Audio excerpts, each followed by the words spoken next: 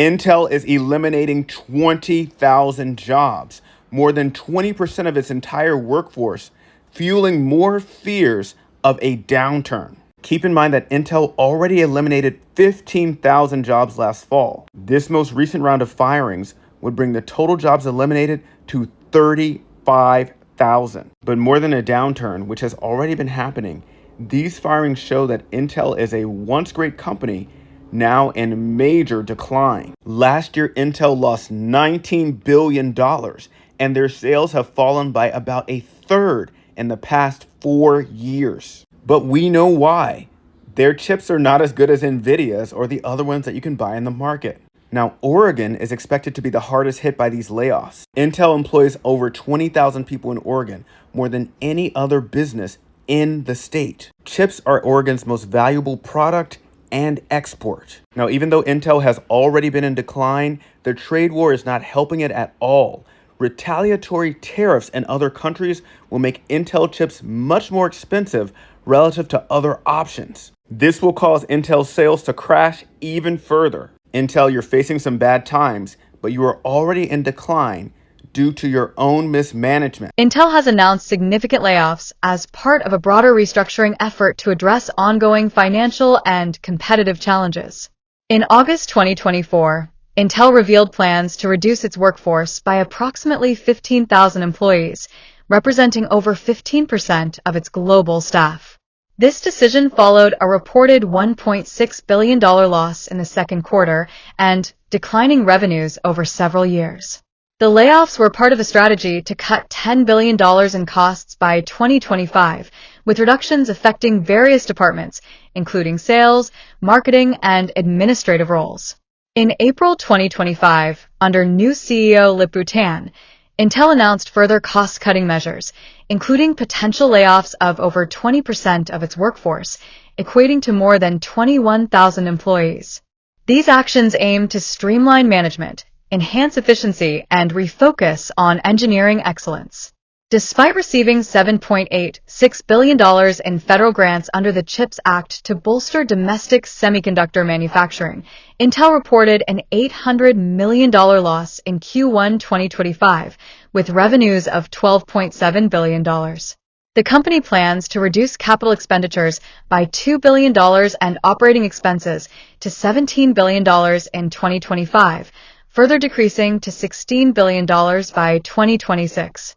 Intel faces intensified competition from companies like NVIDIA and TSMC.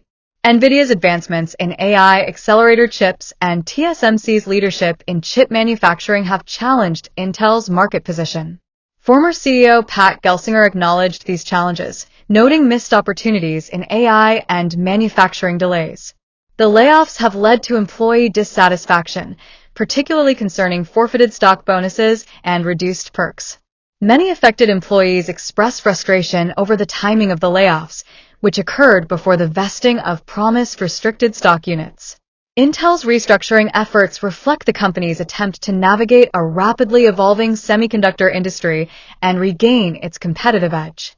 Intel is cutting 20% of its people this week, about 20,000 jobs. Not a layoff story, an urgency story. Here's the whole saga through my 4-part urgency engine: velocity, direction, timing, sustainability. Velocity. Intel wasn't slow. It was sprinting on 5 tracks at once. Speed without purpose let NVIDIA grab the AI lane. 2. Direction. When everything's a priority, nothing is. New CEO Lip Bhutan is axing 20,000 roles to funnel energy into one goal: win the AI wars.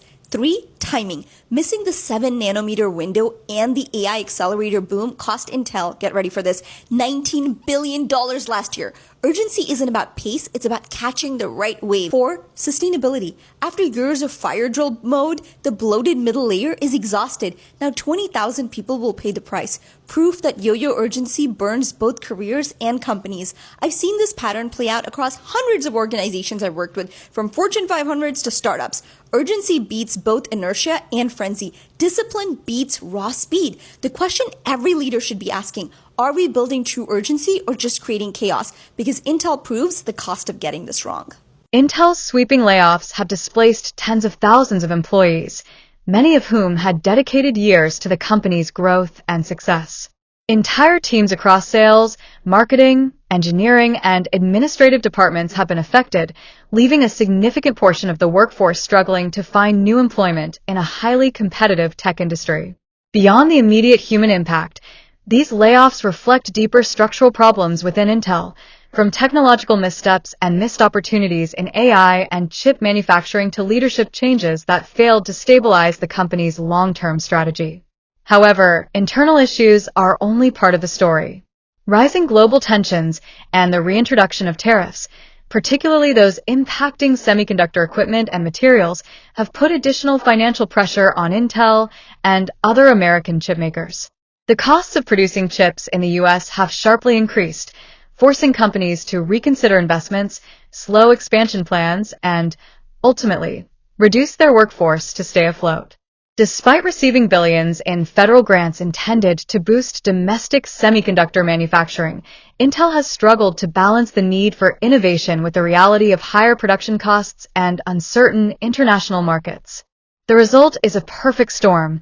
Workers are losing their livelihoods not only because of corporate restructuring but also because of broader geopolitical forces largely beyond their control. As Intel attempts to return to its engineering roots and fight for relevance against competitors like NVIDIA and TSMC, it does so at a heavy human cost. The combination of mismanagement, global trade challenges, and economic uncertainty underscores how deeply intertwined corporate decisions and international policy have become, and how workers are often the first to pay the price. Holy crap, what's going on at Intel? 21,000 workers are being laid off this week, and this is in addition to the 15,000 people that were already cut last August. It's mass chaos at Intel right now, and it's all due to cost-cutting measures by a new CEO. And this is the architect, Lip Bhutan, who is the new CEO of Intel. He's only been there for a month, and he's already completely gutting the workforce. Now, he infamously had a major fallout in the board meetings last year. He's actually sat on the board of directors last year and had a major fallout. He was trying to get them to lean the workforce out at that point in time, and he ended up actually leaving the board. What ended up happening afterward is the previous CEO ended up reducing the workforce by 15,000 people back in August. Somehow he makes it back into the organization as a CEO. His first move is to eliminate 21,000 people. Now, this comes at a time when companies like TSMC and NVIDIA, major chip manufacturers, are doubling down on their manufacturing capabilities. They've announced major investments in infrastructure. Intel has been struggling. They've been struggling to keep up, and this action obviously plays right in line with it. It's not just that, they're also divesting major business units, and this is just a sign of a company that has lost its identity and is clearly in crisis. And I think this has to do with adapting to the more modern AI world. Intel has clearly fallen behind their competitors, and I can only imagine how uncomfortable it must be for Intel workers to go into work today as layoff survivors. It's got to be pretty brutal. No job is stable. If the past few years has taught us anything, it's this. It doesn't matter if you've been at a company for 5 years or 20 years, at any moment you can get laid off. Check out the latest layoff news. Intel just announced that they were going to lay off 15% of their workforce. To give some context here, that is about 15,000 people. Guys, we've been going through a really rough patch here for the past 2 years. Take it from someone who has a lot of recruiter friends. I cannot tell you how many of my recruiter friends cannot find work because companies are not hiring. Instead, they are doing this. They're looking to outsource jobs, they're looking to automate jobs, and they're looking to cut expenses. Now, here's the good news. This has been going on for 2 years, which means we're 2 years into it, which means things will change sooner than later. Here's the bad news. I don't think this is the last of these large layoffs we're going to see. The fact is that most of these large companies were just doing ridiculous hiring over the past few years, and we're still seeing the repercussions. So if you feel like you're going to get laid off, here's my quick advice. Number 1, make sure your LinkedIn is up to date. Number 2, start networking, connecting with people in your industry. And number 3, take your recruiter calls. If a recruiter reaches out, at least have the conversation. Either way, I'm hoping things do get better. Oh my God, I don't know where to start. I've been laid off for my tech job. I don't know how to feel about this situation. And me doing this is such a vulnerable thing that I'm doing. But don't put your dirty laundry out there or that you've went through a hardship. I put so much effort, so much time, late nights, weekends, finding mentors. So, like, I put so much of my resource, my blood, my sweat, my tears, it all came to an end. When I got the phone call, I didn't know how to feel. I didn't know if I should cry. Should I cheer? Should I be happy? Should I be worried? I didn't know how to feel at the moment. I told my friends, I told my therapist. All of them called me and was like, "Are you okay? Are you okay?" I'm like, "Yeah, I think I'm okay." But I was not ready to let go. And there you have it. Intel's layoffs are shaking up the tech world, leaving hardworking people without jobs while tariffs and corporate blunders make things even messier. It's like watching a giant ship sink slowly, and the workers are the ones left swimming for safety. It's a tough reminder that sometimes, in the world of big business, the little guy gets hit the hardest. If you found this video eye-opening, don't forget to smash that like button, subscribe to Orbit Point, and drop a comment down below.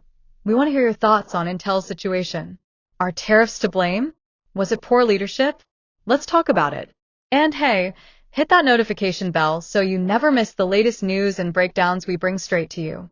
Thanks for watching Orbit Point, where the world's biggest stories come full circle.